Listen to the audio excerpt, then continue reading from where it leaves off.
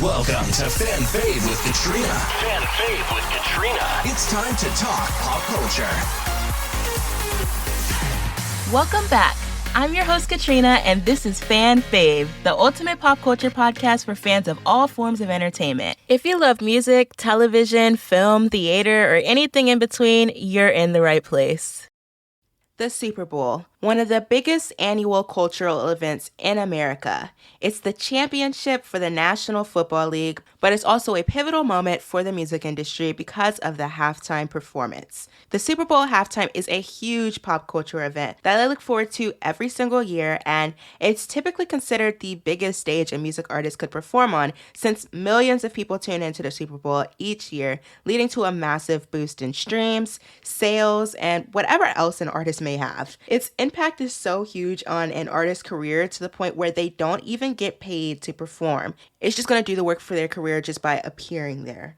Because the impact of taking that stage is that big of a boost for their careers, over the years, the format of the Super Bowl halftime has evolved, and we've seen memes and moments turn into social media trends that we still talk about today. I rewatched, and for some, watched for the very first time, every single Super Bowl halftime performance between 2000 and 2023. I took notes on a variety of different things, and today I'll be sharing what I believe are the top 10 Super Bowl halftimes of the 21st century.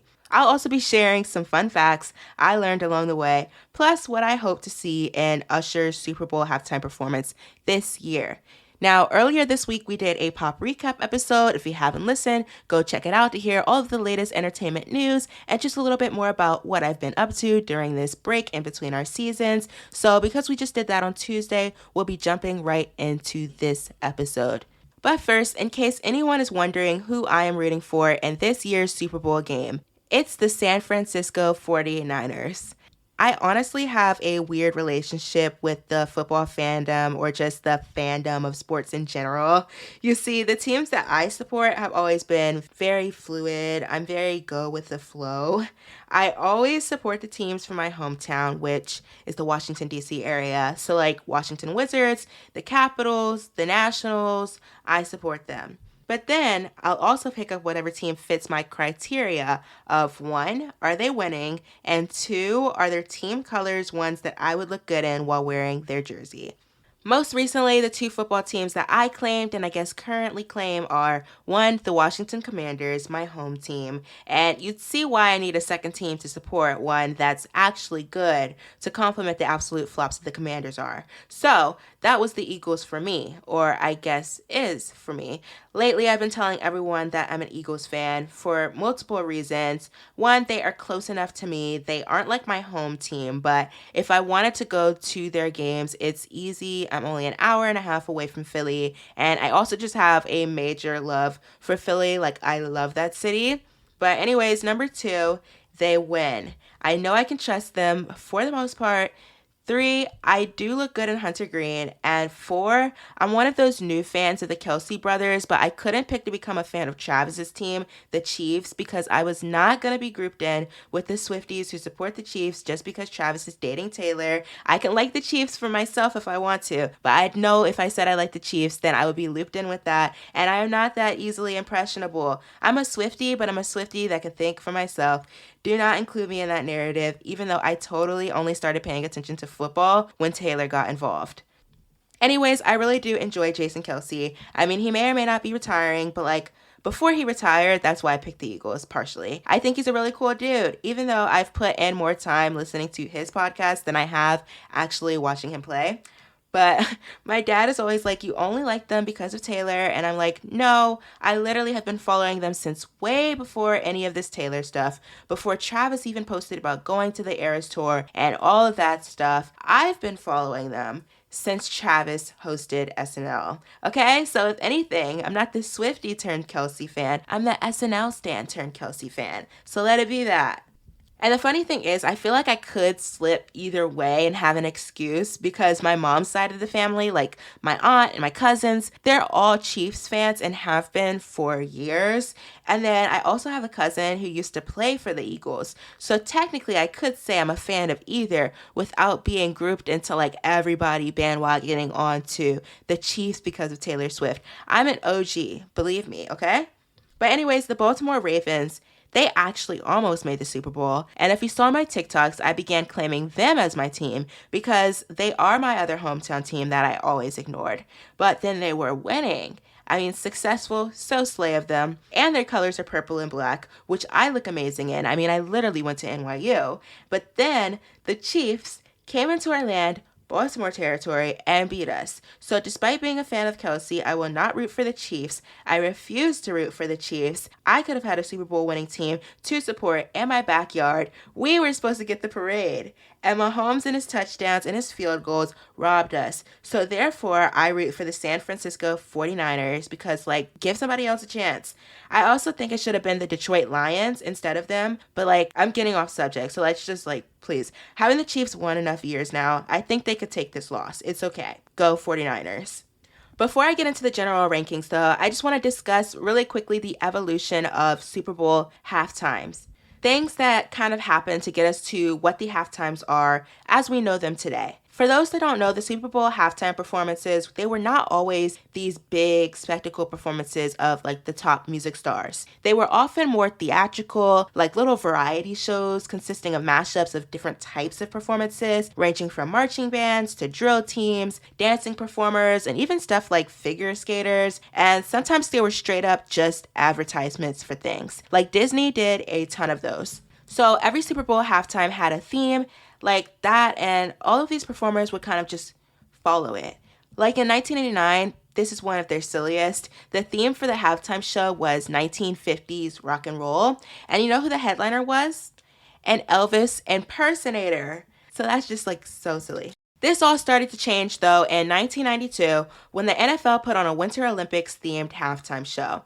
This is where Gloria Estefan and figure skaters and marching bands and a grand total of 2,000 performers took the field for a snowy wonderland that even included a rap based on the story of Frosty the Snowman.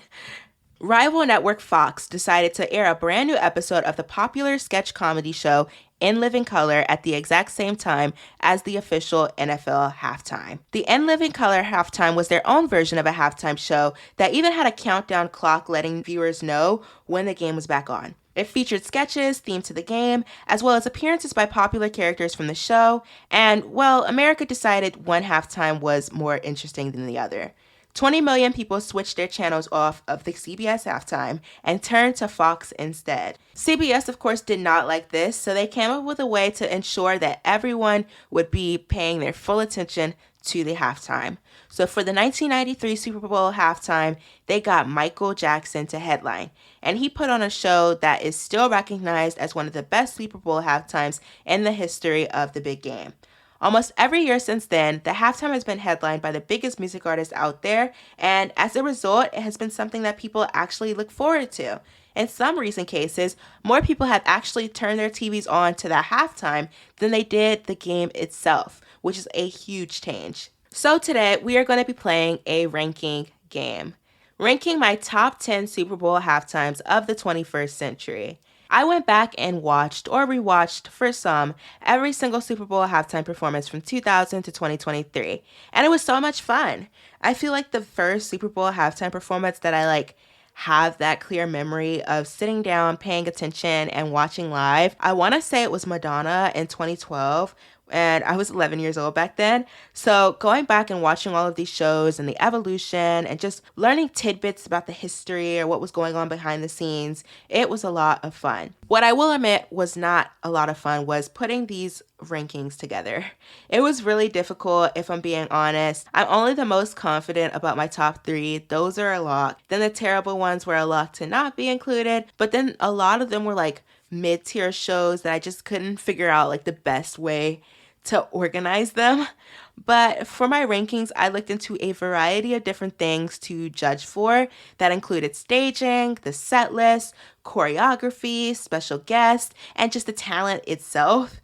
all of those put together to make this top 10. So let's get into it. Like I said, I struggled a lot with organizing each of these into rankings, so I actually have an honorable mention category because I feel like it wouldn't be right to ignore the existence of some of these shows. So the first honorable mention that I have is U2. This was in New Orleans, Louisiana in 2002. For people that remember things better by the game, this was the game between the Patriots versus the Rams, and the Patriots won. The halftime headliner for the show was originally supposed to be Janet Jackson, but she pulled out in light of the September 11th terrorist attacks. This Super Bowl actually took place just 6 months after the 9/11 attacks. U2 was selected to take over the show because the producers believed they were a strong fit to bring the American people together and perform an effective tribute, which I at first found a little bit interesting considering they're an Irish band. It's actually because at their Madison Square Garden concert that happened just a month after the attacks, U2 performed an emotional tribute that featured a scrolling list of the 9/11 victims' names on the big screen. An NFL marketing executive, John Collins, was in the audience and thought they were the perfect fit. And that element of the tribute is actually one of the things they included in their Super Bowl halftime performance. I thought this was a phenomenal performance. One of the things that I wrote down in my notes was that it gives more of a concert feel with like the giant stage and it's shaped in the heart, and then the fans are in the middle of that heart. It really felt like seeing this could turn you into a U2 fan, and that's coming from someone who kind of disliked them without any knowledge of them before for that Apple download moment. I mean, everybody was so mad about that, but they're actually a really good group. Beautiful Day is just so beautifully done, and then it's such a moment at the end when Bono opens his jacket to reveal the American flag. I was only 1 year old when this happened, but I could really tell that this was a pop culture moment that probably really brought people together. And I say that because I did dig around in the trades to see how critics did their rankings compared to mine, which mine are way different. But I could imagine if it weren't for my Gen Z brain and age, this probably could have been ranked in an actual number because it was a very good performance. But I just lack the contextual significance because of my age and my eye for grand spectacles. So yeah, I'm just warning that this will be likely a pattern today. Like, very few of the halftimes in my countdown are like before 2010. But anyways, moving on. The other honorable mention that I have here is the Shakira and Jennifer Lopez performance in Miami in 2020. And guess what? This is the same lineup that is about to be this year. San Francisco 49ers versus the Kansas City Chiefs. And the Chiefs won. So see, it's the 49ers' turn now. Anyways, I did love this performance, not to compare the two, but I enjoyed Shakira's set just an inch more. Her songs are just so fun and I'm more familiar with them. This was really hard not to include in the actual rankings because the dancing was top notch. It was a ton of fun to watch. It was giving big production. Shakira had a drum solo and she crowd surfed. They brought out Bad Bunny and J Balvin. I mean, it was a pretty solid show. In 10th place, I have Bruce Springsteen, who performed in Tampa for the Super Bowl 2009. It was the Cardinals versus the Steelers, and the Steelers won. And wow, those two teams in the Super Bowl just seem so odd to me. I don't know. I feel like maybe I'm wrong, but they both aren't that good right now, I think. I mean, I had a Steelers fan era when I was a kid, and I think I was probably around age 8. So now I'm guessing this Super Bowl win was why. I was a bandwagon fan. I was born a bandwagon fan. Anyways, this is really good of a halftime performance. I'm not a huge Springsteen fan. Maybe that's why he didn't swing higher on my rankings, even though I tried to stay unbiased. Maybe it was my struggle with the competition. But because Springsteen definitely had all of the right energy with the show, it definitely made my ranking. I was texting my friend while watching this one because, well, I would say she's a Springsteen fan, but I don't even think she really is. We just have like this running joke where Bruce Springsteen like follows her wherever she goes because she's just randomly run into him or seen him at different events so many times unprovoked. And then it like rubbed off on me because I've seen him like twice randomly since I've met her. But anyways, I was texting her because it's so funny how he starts the show like yelling at the viewers at home through the camera. He's like, put the chicken fingers down. I wrote that in my notes, like while watching this. I should rank my favorite random one-liners that Bruce says throughout this halftime performance. So that's what I'm going to do. And third place, it goes to the chicken fingers line. Second place goes to when he just yells, it's boss time. And first place is him randomly yelling, I'm going to Disneyland. He is so funny. This halftime was really great because it looks like he genuinely was just having a fun time rocking it out on stage. This era of the Super Bowl was filled with halftime headliners that were rock bands catered to an older crowd, but Bruce brought the energy. He brought a gospel choir, fireworks, he's sliding across the stage, dropping on his knees, hula hooping with the guitar. I mean, it was just so unexpected to me because I've never watched like videos of him performing really, and the only thing I couldn't really judge was that I don't know his songs that well or what's like the most popular song, so I'm not sure like how well crafted his set list was or not, but they were really nice songs, whatever songs they were. So let's do a quick fun fact. I want to go back to the year 2000. This Super Bowl featured a matchup in Atlanta between the then St. Louis Rams and the Tennessee Titans. This is the only Super Bowl that I researched for this episode that I was not born for, which is crazy. The halftime performance consisted of performances by Christina Aguilera, Toni Braxton, Phil Collins, Enrique Iglesias, and the Georgia State University Choir. This was back when themes were still a bigger thing for Super Bowl halftimes, and this year the theme was Tapestry of Nations. So, what I found cool is that this entire halftime performance is actually based on a parade at Disney World of the same name. It really served as an advertisement for the year-long celebration of the new millennium, because one thing I've learned is that people were crazy about switching over to the 2000s, so this was like a big deal. I liked this performance because of the use of the puppets and the score, but in my eyes, it really wasn't anything special to make like my rankings. It honestly just felt like a collection of big artists singing not their big songs. And although I did note that Toni Braxton's performance on the final song was phenomenal, the performances in general were pretty lacking and forgettable.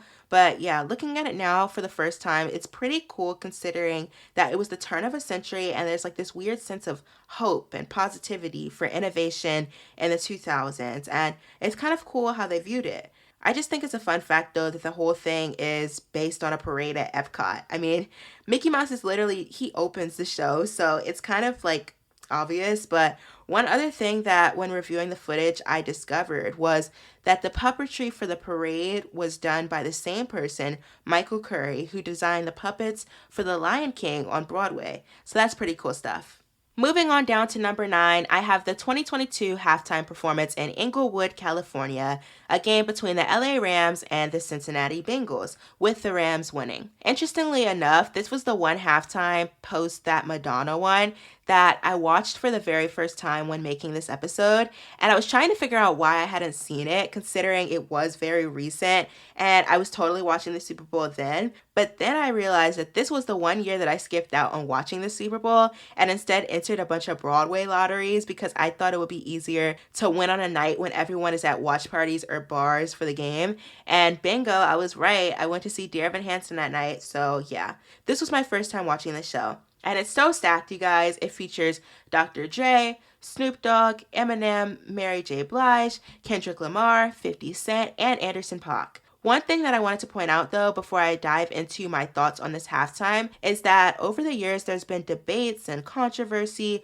when the headliner of a show is not representative of the type of music that has a history there. For example, the Rolling Stones, they faced criticism when they headlined in Detroit back in 2006, which is the home of Motown music. People felt that the Stones were not a good representation of the Detroit sound. But then there's also Maroon 5, who headlined the Super Bowl in Atlanta and tried to bring out hip-hop artists to represent Atlanta, and it was very comical, I'll say. Like, they brought out Big Boy and then Travis Scott. Big Boy is from Atlanta, Travis Scott is not, but at least in hip-hop artists. And seeing Adam Levine and Travis Scott just try to match energy was hilariously bad. So it kind of brings up this question, and honestly, for some shows, it's like why they didn't make the top 10 was because they tried to do too much with their special guest, and it just didn't match like their vibes. Like the vibes just didn't match. And then we also had Justin Timberlake, who played in Minneapolis, the hometown of Prince, and he did a tribute to Prince that received mixed reviews. So I'm wondering this question of whether or not the artist for the halftime really need to represent or incorporate aspects of the city they're in into the halftime show. Let me know on social media what you guys think. Me personally, I think it's a nice gesture, but I think maybe it works best when the headliner themselves is representative of that city and not the other way around with the headliner trying to bring out artists that just don't match their style or vibe of music. This halftime performance, however, being hip hop, right in Inglewood, 30 minutes from Compton. It was the perfect setup, I believe. This was actually the very first time an entire halftime show was centered around hip hop, and it was phenomenally done. It won the Emmy for Outstanding Live Variety Special, becoming the first halftime show to do this. And I was talking to my friends about this out of genuine confusion because I actually saw this as like the kickoff to all of those 50 years of hip hop celebrations. So I was like, wait, when is the actual 50th anniversary? But it was actually last year. So this halftime was just a great journey through all of these different iconic artists. I think my favorite set, being a Gen Z girly, was Kendrick Lamar, who absolutely killed it. I was thinking, like, am I insane for wishing Kendrick Lamar could do a full set? Like, I mean, if The Weeknd could do one, Kendrick could too, just in terms of, like, how many hits they have. But out of all of these artists, yeah, Kendrick is, like, my era. It's so cool to see all of the older icons come together. It's just a set that feels like you're really just at a cookout or at a party, like all of the big dancing, 50 Cent literally entering by rapping upside down. Like what? It's just amazing.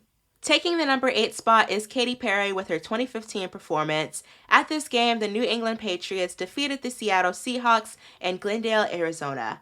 I define this performance to be genuine pop perfection. I think Katy did this halftime literally at the best time of her career that she could have done it. Every single song that she sings in this perfectly crafted set list is a number 1 hit. There's so much to love from Katy's performance, from the moment she comes in singing Roar on top of a literal lion to the colorful, beachy scenery and that dancing left shark. I didn't even think Left Shark is or was that funny, but I look back at it with like such a nostalgia because I miss when the internet was just like quirky, silly little stuff like that going viral. I was 14, it was just a better time. In this performance, she brings out Lenny Kravitz, who sounds fantastic on I Kissed a Girl, and then Missy Elliott, who was awesome, but I didn't feel like she was an expected person for Katy's set. I still had fun watching her though. And then one of my favorite parts of this performance is actually when Katy closes the show with Firework. And I think that Firework works so well as a ballad. Maybe it's the Moulin Rouge stan in me saying that, but it's such a perfect moment for Katy to close with Firework as she's suspended in the sky like a literal firework, like she's flying. Katy Perry is just known for being a zany pop star, so this huge spectacle with high energy throughout, with all of the fun sets and costumes being like one huge teenage dream of a party, this 100% is one of my favorites for sure. Okay, now it's time for another fun fact. This one comes out of the 2001 Super Bowl halftime performance. This is back when they were still doing themes, and this is a fun one. The theme was actually one that kind of makes me still wish they did themes today. It's the Kings of Rock and Pop, and it featured Aerosmith and NSYNC. Such a crazy mashup, but like an extremely fun idea to have like a boy band and a rock band go head to head. And they really do play off of each other's energy, going back and forth with their hits. And NSYNC and their little boy band choreo, and Justin Timberlake shooting fireworks out of his hands. This show also featured Britney Spears, Mary J. Blige, and Nelly, plus a sketch featuring Adam Sandler, Chris Rock, and Ben Stiller. Unfortunately, I felt that it tried to do too much, and in my opinion, it kind of became a jumbled mess towards the end, but I digress. The reason the Super Bowl halftime is so notable to me is because it was the first time they ever had fans stand on the field during the halftime. And guys, let me tell you, I love when the halftime shows have fans on the field. It kind of makes you feel like you're watching a concert, but my favorite thing is like at the very beginning when they have like cameras on the field and they show the fans like running up, rushing the stage when the performance starts. It's such a high energy moment that, in my opinion, almost adds to the show. And yeah, I think my life goal is to somehow get selected to be a fan who runs on the field and gets to be in the crowd down there for a Super Bowl halftime performance. I'm not even sure how you sign up. I know Lady Gaga's year, she ran like a contest online for it, but yeah, I don't even care who the artist is. I just need that experience. It looks like so much fun. Moving back to our countdown, in 7th place, I have Bruno Mars, who performed at MetLife Stadium in New Jersey for the 2014 Super Bowl between the Broncos and the Seahawks. And the Seahawks won. Compared to Katie, I think Bruno did this halftime at an okay time, but not as good of a time if he had waited like 3 more years. Imagine if he did a Super Bowl set during his 24K Magic era. Like, he only got bigger after this, and I couldn't stop thinking about that while I was watching it, even though I think I like his earlier albums more because they didn't get overplayed into the ground for me, and they remind me of middle school. But with that aside, I think this was a great halftime because Bruno is just such an electric performer. He just gives major star power and his footwork goes crazy. He brought out the Red Hot Chili Peppers, who I felt matched his energy pretty well, and they were just a lot of fun. I think my favorite part though was Locked Out of Heaven, which is just such a dreamy song, and then the high energy of Treasure right into that awesome transition for Runaway Baby, which I didn't even know was like a popular song of his. I remember listening to it a ton in middle school because I had a friend who was obsessed with Bruno Mars, so I knew like a lot about his music than I probably would have without her. But yeah, the fireworks during Just the Way You Are were beautiful. I noted with this one, this pattern I was picking up with my marathon of these halftimes, and that ending with a ballad makes for a pretty strong ending in a lot of these shows. And this performance with Bruno is a prime example of that. It's just really beautiful. I think Bruno Mars is like an artist who I would love to see take the Super Bowl halftime stage again, just because he's had so many more huge hits since this show. I mean, it was 10 years ago. No one has double headlined in recent times, but if they were to start doing it again, I'd hope Bruno is at the top of their list. In sixth place, I have a very recent one. It's Rihanna, whose performance at the Super Bowl halftime was just last year in 2023, Glendale, Arizona, for the Super Bowl between the Kansas City Chiefs and the Philadelphia Eagles, my team, although they lost. Rihanna's Super Bowl halftime performance is a loaded one, but it's a phenomenal one. First of all, I have to say that it's amazing that she did this while pregnant. This is such a high pressure, high time commitment career moment, and she crushed it. I did at first question the timing of her performance in other ways, though, since this was during a time where she wasn't actively pursuing or releasing music, other than like that one Black Panther song that she did. She hadn't done a live performance since 2018, so this was just highly anticipated. Starting with the set list, I think it was so well put together to fully take fans through that journey of her career. I think I saw where she said in an interview that they went through like 40 iterations of the set list, so it was really done with care. There were a lot of mashups, but with the heavy dance discography from Rihanna, that format really kept things moving and kept viewers on the edge of their seats. I watched this at a watch party at my college dorm at NYU, and most people literally came to watch Rihanna perform and then leave. The dancers and floating platforms are two of the strongest elements in the show, with multiple dance moments turning into trends on TikTok, and I don't know which one I love more, Rude Boy or Work. And then during all of the lights, when the dancers went on stage like little marshmallows, that was so good as well. Considering part of Rihanna's big shift was from music to the beauty industry, it was absolutely genius for her to have a little pause to touch up her makeup, just genius advertising. And then I think another favorite moment for me is when she gets back on that floating platform and ends, yes, with a ballad, Sinking Diamonds. But with all of the fans in the stadium flashing their phone lights up, it's so beautiful. There's just something about Rihanna's halftime performance that's just so mesmerizing and captivating. It's like you watch it once and you're left thinking like, wow, that was so good. I've got to watch it again and again and again. Let's take another break in the countdown, this time to look back at a Super Bowl halftime performance that I watched for this episode that was probably the most controversial and most impactful on how things go today, the 2004 Super Bowl halftime. It featured Janet Jackson, Diddy, Nelly, and Kid Rock, and Justin Timberlake. This took place in Houston, Texas, with a game where the New England Patriots defeated the Carolina Panthers. Why is it always the Patriots?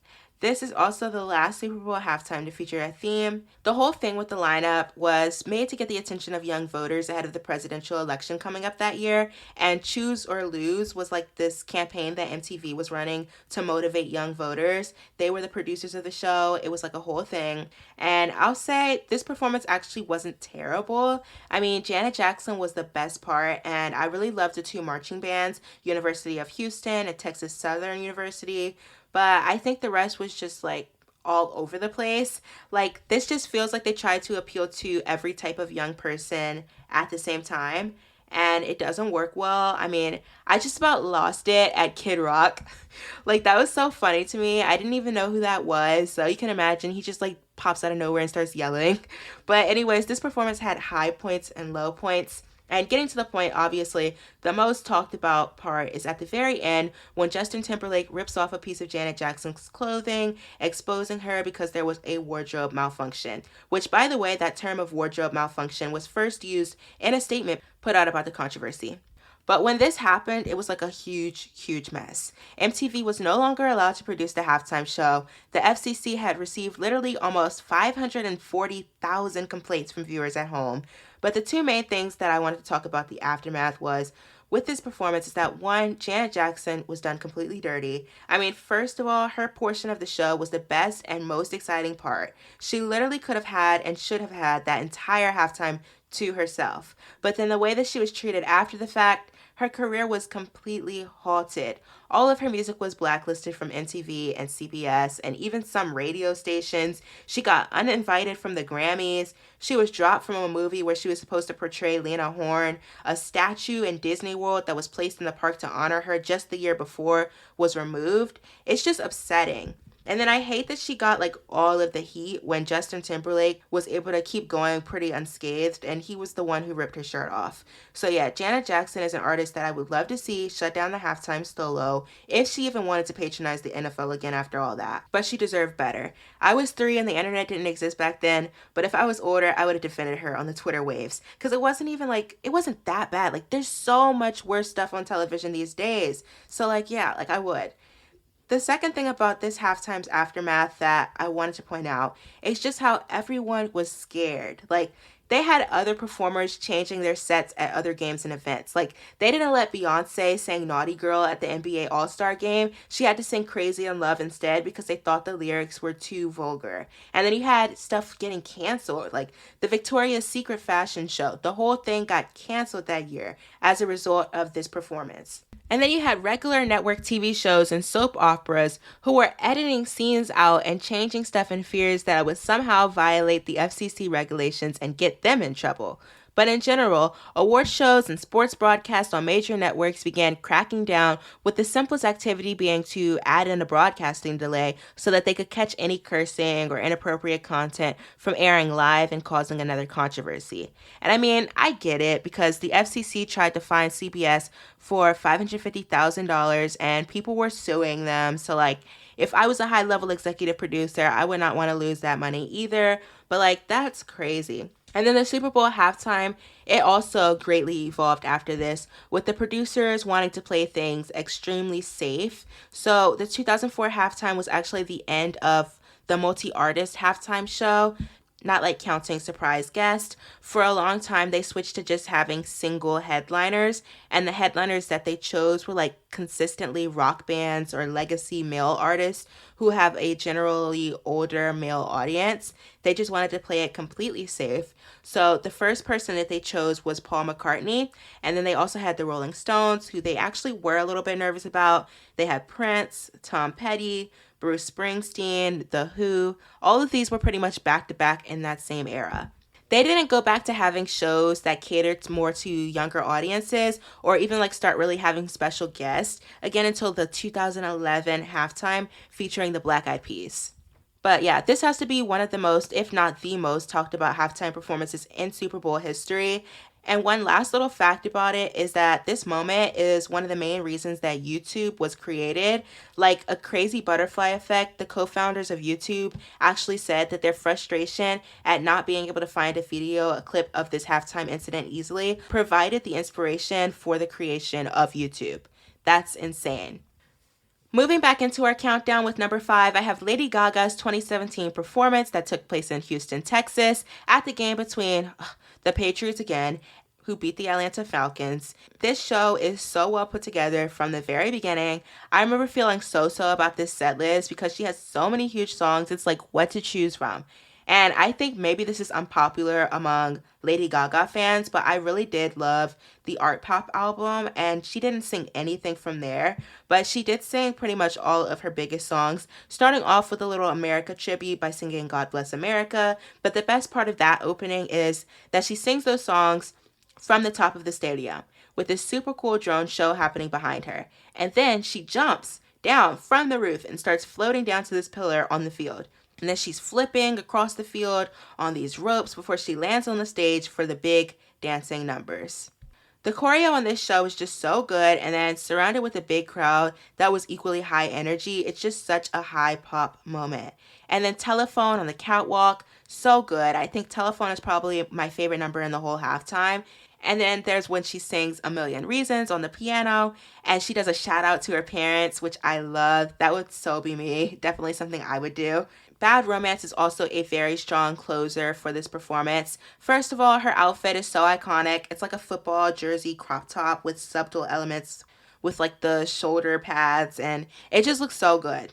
The crowd at this point is on the field. They have glow sticks. They're coordinated to like the dance number, and they're like doing the wave with like the glow sticks. It's so cool to watch.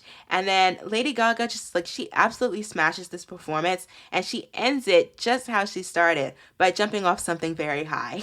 She runs up a ramp, does a mic drop, which I think 2017-ish was the era where mic drops was like the viral thing. And then someone throws up a football, which she catches and then jumps down as the fireworks do their thing. Such a strong ending, and honestly, I wonder how much they practiced that ending moment, because I definitely would not have caught that ball. Moving down to fourth place, I have Madonna. She played the 2012 Super Bowl halftime in Indianapolis, Indiana, with a game between the Patriots again, but they got beat by the New York Giants. Like I mentioned earlier, this is the first Super Bowl halftime that I have a memory of watching live, and I don't even think I even knew Madonna's music back then, but I remembered it being so good, so like I was excited to watch it again. And guys, it's such a good show. She starts off entering like an icon, being carried on a throne. The whole thing is like gladiator themed. It already feels like a performance that's like at a massive scale before she even really starts singing. It's a huge spectacle that feels refreshing after the many years of producers playing it safe after the Janet Jackson halftime. Madonna is immediately giving everything from the very first moment with fun choreo during Vogue, and then they have these gigantic screens on the stage that are moving. It's such a moment. Then she starts doing cartwheels, which I have to point out because I felt it was an element that was missing from the halftime performance with the previous year, which featured the Black Eyed Peas with Fergie, our cartwheeling queen. But Madonna really pulls out all the stunts with this performance. She has Cirque du Soleil performers, like this one guy is walking across a tightrope, and then we get LMFAO, and I know I've critiqued random mashups and special guests that just don't fit in halftime performances, but there's something about this one that's just fun. I'm sorry. Like, the dance break during Party Rock Anthem is so funny. Like, this is so 2012, and I love them for it. Madonna also then brings out Nicki Minaj in MIA. It's like a cheerleading thing. They're like, Y-O-U, you wanna, L-U-V, Madonna. It's so cute. I love it. But I will say, I'm sorry, MIA giving the middle finger and them not being able to censor it sent me so bad because, like, considering how much work they had been doing to avoid a Janet 2.0, the late blur that just pops up like 5 seconds too late, it's so funny. This is also such a peak era for Nicki. CeeLo Green with the band, though, feels very random. Although I did like the ending with like a prayer and the choir. It's just really nice. Once again, though, ending with a ballad wins with that moment. It feels like we've been on a journey with her, although I'm not exactly sure what that journey is, but I feel like you experience a lot while watching this, and then she nails the ending with the disappearing act. I think she just like falls to the center of the stage, but there's like smoke covering her up, and it looks really cool. So for our next little fun fact break, I actually have 2 shout outs that I want to do for 2 halftimes that did not make it into our countdown today. The first one goes to a show that I think part of the reason it didn't make my rankings is because of this issue I'm about to talk about. I'm talking about The Weeknd. The Weeknd halftime show took place in Tampa, Florida in 2021. But The Weeknd was the only Super Bowl halftime show that had to adhere to strict guidelines and restrictions due to COVID-19. They built the stage inside the stadium itself, which wasn't something typically done, and The Weeknd only went on the field for like 2 songs. His stage was actually in the stands. Also, if you look at the staging, it's like none of the performers are ever super close to each other, and then only 1,000 people were able to work on the show when it's typically between 2,000 and 3,000. He also had no special guest, which I'm not even sure if that was like a choice of his own or because it was a rule. But I feel like the show suffered a little bit because you could feel how scaled down the show was, even because the stadium was only 1/3 full with fans because of restrictions. So there wasn't even a crowd to like play off of like many artists in the past have done. But yeah, he did an all right job with what he was able to do. So shout out to The Weeknd for being the only person to headline a Super Bowl halftime in the middle of a global pandemic. The second shout out goes to the 2019 Super Bowl halftime performance in Atlanta, Georgia, done by Maroon 5. This halftime has one of my favorite things I saw in a Super Bowl halftime while being one of my least favorite halftimes that I have ever watched. So Maroon 5 brings out Travis Scott for the halftime, but they actually do it by showing Squidward from SpongeBob introduce someone who, quote, needs no introduction, and then it's SpongeBob and all of his little fish friends playing in the band before it shows like a cartoon comet landing in the stadium, and it's Travis Scott rapping Sicko Mode, no mo bamba. This clip is a reference to the Band Geeks episode of SpongeBob, where SpongeBob and like all of the other characters play as a band in the halftime show for what they call the Bubble Bowl. It's essentially a Super Bowl spoof. But anyway, SpongeBob leads the band in the performance in a song called Sweet Victory. It's such a memorable thing from my childhood, and I think for many, it's a fan favorite episode of the show. The feature was done as a tribute for SpongeBob creator Steven Hillenburg, who actually had passed away just 4 months before the ceremony. Over 1 million people actually signed a petition for the halftime to feature a performance of Sweet Victory. Although Maroon 5 and Travis Scott did not sing Sweet Victory, I just wanted to shout that out because it was a cool moment. My fellow fans of SpongeBob know that's so full circle to like see a reference of that episode aired during the Super Bowl halftime. Like, it was just so iconic, so silly. And then for the fans out there who were disappointed that they didn't play Sweet Victory, I actually heard that there will be a performance of it by SpongeBob in this year's Super Bowl, but like only on the Nickelodeon broadcast of it, which is low-key the way that I plan on watching the Super Bowl this year, with all of the goofy little pop-ups and slime moments on the screen. So yeah, get ready for that. All right, jumping back into our countdown, we have made it to the final 3. It's been such a journey. Taking our third place spot is Coldplay. I've honestly told so many people this is my personal favorite performance. It's just so enjoyable in so many ways. I mean, it took place back in 2016. It's the 50th anniversary of the Super Bowl in Santa Clara, California. The game was between the Denver Broncos and the Carolina Panthers, with the Panthers winning. This Super Bowl halftime has like everything I could ask for. I just want to start by pointing out that this one is unique from the start because it was performed during daylight hours, and most Super Bowl halftimes actually happen when it's dark out and they can have fireworks. But if you ever watch the show and go, why does this feel different? That is why. I realized that is why for me. And because of the colorful nature of Coldplay, it just hits different in a good way, in a way that like makes the show unique. It's like sunshine and rainbows instead of like nighttime flashing lights. But moving on, this show starts with one of my favorite things, that field camera shot of the fans rushing onto the field. But take it up a notch because Coldplay's Chris Martin is singing right in the middle of all of the chaos, with the fans running around past him as he opens the show. This sets a precedent for something that continues throughout the show, crowd involvement, which I absolutely love. Paradise is such a dreamy song, and then they have everyone in the crowd waving their hands in sync. And then Viva La Vida was also a lot of fun to watch, as well as Adventure of a Lifetime, with the dancers being like blooming flowers on the field with like umbrellas. I love it whenever Chris Martin does the jumping thing with this song, and he did it here where he's like, everybody get down, and then the beat drops and everyone just starts jumping in sync. Like, I love that so much.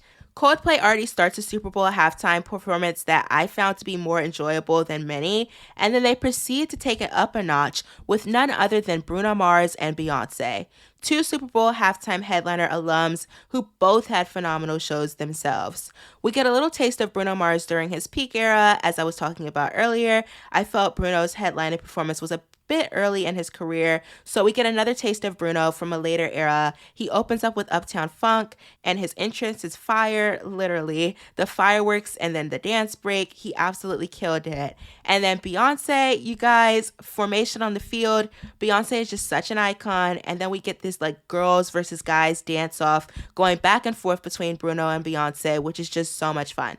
A lot of people like to say that Coldplay was overshadowed by the appearances of Bruno Mars and Beyonce, but like I said, I was already enjoying Coldplay more than a lot of the other Super Bowl halftimes I had watched, so I can't ignore that they were great in this show too. One aspect toward the end that I really enjoyed was that because this was the 50th Super Bowl, they kind of did like a nostalgic look back on different performances. While Coldplay sang Fix You and Up and Up, they showed clips of past Super Bowls, including Prince and U2, and it kind of made me feel nostalgic for the journey I had, literally just binge watching these shows over the past few weeks. And I think it was a nice touch since it was the 50th Super Bowl. Like, that's a huge deal. They didn't include the Elvis impersonator in the montage, though, so they didn't care to flash back to everyone. But between the powerhouse performances between Beyonce and Bruno Mars and the colorful and energetic performance from Coldplay, this Super Bowl halftime was the perfect mix of talent, spectacle, a great set list, and heart. It's very special to me, especially that ending when the entire stadium is holding up colorful signs and it spells out "Believe in Love." It's such a beautiful moment because it's so colorful, like I keep saying, and I love when the crowd gets involved. And going back to my point about daylight, it's something unique that wouldn't have worked with a nighttime show, so it was nice to see something refreshing and creative and different than like just doing fireworks. Moving on to number 2, we just talked about her, Beyonce. Beyonce headlined the Super Bowl halftime back in 2013 in New Orleans, Louisiana. The game was between the Baltimore Ravens and the San Francisco 49ers, aka what it could have been this year if the Ravens had won. And the Ravens won this year, which I absolutely do not remember. But yeah, congrats to them for that 2013 win. There's so much about this performance from Beyonce that's just a reminder that she's one of the best music performers out there. She just has every inch of star power, and the choreography in this show, it's top notch, it's perfect. From the very beginning with the fire and the giant silhouette to that Love on Top intro right into the Crazy in Love strut, the mesmerizing lighting effects, and all-woman band, Beyonce's stamina throughout was just like so amazing to see, like she crushed that choreo. One of the most talked about moments from this halftime was obviously the reunion of the girl group where Beyonce got her start, Destiny's Child. Special guests Michelle Williams and Kelly Rowland literally launched onto the stage from underground in an entrance that could not be more fierce before they performed a medley of their hit songs, the ultimate girl power moment. And then just in general, the setlist is so good, ending with a powerful and glowing performance of Halo, ending with a ballad. I'm telling you guys, it's the move. This halftime performance shows off Beyonce's sheer talent and is one that should and will continue to be referenced as one of the best Super Bowl halftime shows ever. Now, before we get into our number 1, my top Super Bowl halftime performance of the 21st century, I have one last little fact break. I'm going to call this Super Bowl superlatives. It's just a rundown of records or special credits that different shows got. So number 1, the largest Super Bowl halftime stage to be assembled was with the Rolling Stones in 2006. The stage was like their tongue logo, and there were 28 separate pieces that had to be assembled within 5 minutes, and it was done by 600 volunteers. The most watched halftime show for televised viewers was Rihanna's 2023 performance, which received more than 121 million viewers. The most watched halftime show on YouTube was the Shakira and Jennifer Lopez performance in 2020. It has over 295 million views on the platform. The person who has performed in the most Super Bowl halftimes in the last 21 years is Justin Timberlake, and I actually think he's the one that performed the most just in general. He has appeared in the 2001 and 2004 halftime shows, and then he headlined the halftime show in 2018. The most Emmy-nominated Super Bowl halftime show was Lady Gaga's 2017 halftime show, which received 6 nominations, also adding in that the 2022 hip-hop and R&B halftime show was actually the very first Super Bowl halftime show to win the Emmy for Outstanding Live Variety Special. Lastly, the most expensive halftime show to produce was The Weeknd's 2021 show, which cost $17 million, including $7 million that was put up by The Weeknd and his label themselves. All right, we have finally made it to our number 1 spot on the countdown. It's been so much fun looking back at all of these shows, and I'm very confident that our last spot is in fact the best Super Bowl halftime performance in the last 23 years. In 2007, Miami, Florida, the Indianapolis Colts and Chicago Bears paused playing their little game so a legendary music artist could take the field and make history. I'm talking about Prince, who put on a phenomenal performance in the pouring rain. From the very start, my thoughts were that this budget must have been huge because the pyrotechnics are just so good, and once again, I wish to be a fan at the Super Bowl halftime, slowly rushing the field to stand and dance around a stage shaped like the artist's logo. Prince takes the stage in a teal and orange suit that's a reference to the Miami Dolphins Stadium, and I may or may not have been taking notes for my outfit when I go to that same stadium later this year for Eras Tour Miami. This performance really has all of the elements of a good halftime. Cool pyrotechnics, energy, a talented performer, an HBCU marching band, Florida A&M whose glow-in-the-dark outfits were so cool. The setlist was lively and fun, and really the only thing that I really love in a halftime that wasn't here were special guests, but Prince didn't even need it. He actually replaces the fun of cameos with fun covers of other artists like Proud Mary and a song by the Foo Fighters. But the best part of this set is Purple Rain. It's truly iconic that it actually rained during this performance of this song. It just adds a level to the song that makes it all the more moving. For some artists, rain is something that would dampen a performance, or the artist isn't able to perform fully during a show in that situation. But I actually read that Prince had wished it would rain harder. And it's so funny because for the majority of the performance, he has his hair wrapped up in like a scarf, and then he takes it off during Purple Rain in the rain. Then the moment with the silhouette effect while he's playing the guitar solo, it's just magical. And then he drops the mic and lets the crowd sing, and they sing it back to him loudly. The crowd is just that connected and that looped into his show and passionately singing it back to him to the point where you can hear it on the broadcast. I didn't see that in anyone else's show. So yeah, Prince put on the best Super Bowl halftime of the 21st century. He was already a phenomenal and legendary performer, but Purple Rain in the Rain just kicked it up even more. This halftime show goes down in history as just the greatest thing ever, a blueprint really. So that's our top 10, from Bruce Springsteen to Prince. I hope you all had fun listening to my opinions. I had a lot of fun going back and watching all of these shows. Be sure to let me know on social media what your favorite Super Bowl halftime performance is. Before we wrap up, we've got to talk about Usher, who was headlining the Super Bowl halftime this year. At first, I was a little bit mixed about this choice, but lately I've been getting pretty excited about it. Usher has appeared in the Super Bowl before, back in 2011 alongside the Black Eyed Peas. He has such a great catalog of hits. I mean, his album Confessions, which is celebrating its 20th anniversary this year, is the best-selling R&B album of the 21st century. And he's starting to talk more and more about what to expect in this halftime. I saw that he said he's going to be honoring Black artists of the past, so I'm wondering if there will be some sort of fun medley where he's singing songs by other artists, which is something we've seen others do in the past to kind of pay homage. And then I'm also curious if Usher will bring anyone with him. I feel like it will be fun to see him bring out some special guests. A lot of people are hoping for Justin Bieber, a lot of people being me. No, I'm just playing. A lot of people are actually asking for this to happen, not just me. But some of the other people that have a chance at being special guests include Ludacris, Lil Jon, Pitbull, Alicia Keys, all people that he's had previous music with. And then also with some of his newer collaborations like Summer Walker, 21 Savage, or even Jungkook. Overall, I'm thinking this show will be more heavily focused on dance and maybe having like smaller stage special effects. I haven't seen his residency, but I'm curious if he's going to pull some elements from that. But I'm going to predict that Usher will go a route that's more mashup focused with plenty of dance breaks in between. I personally think he's going to pack a lot of songs in his set.